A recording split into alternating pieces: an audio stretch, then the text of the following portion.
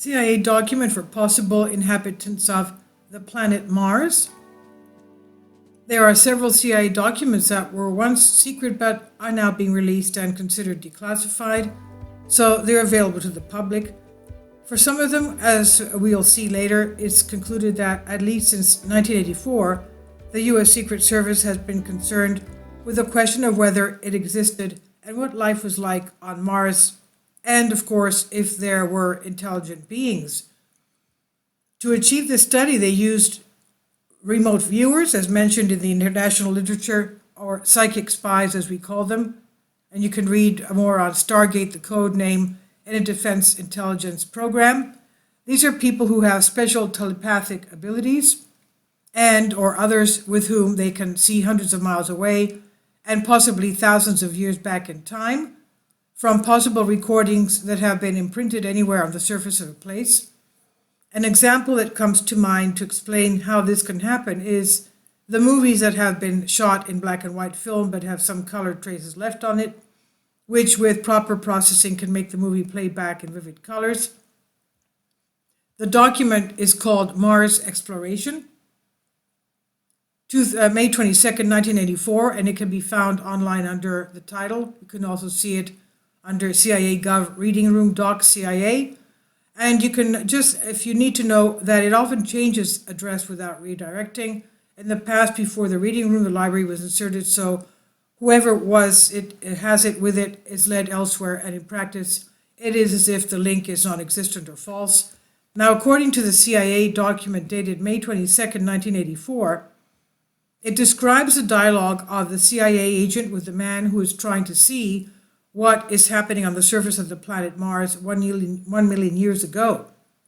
In another document from April 27, 1973, the CIA was interested in finding out what existed on the planet Jupiter.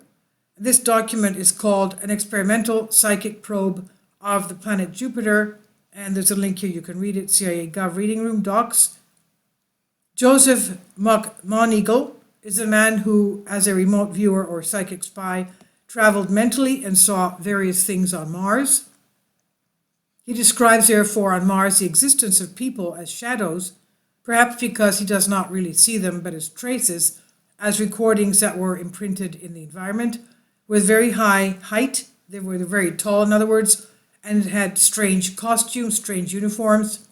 He also mentioned the existence of a series of constructions that bring to mind pyramids. And later in his book, Stargate Chronicles Memoirs of the Psychic Spy, he refers to various related experiences and achievements. Slate.com contacted him, and according to it, McMoneagle could not understand why Mars had been chosen as a target for exploration with specific coordinates and objects which looked like UFOs.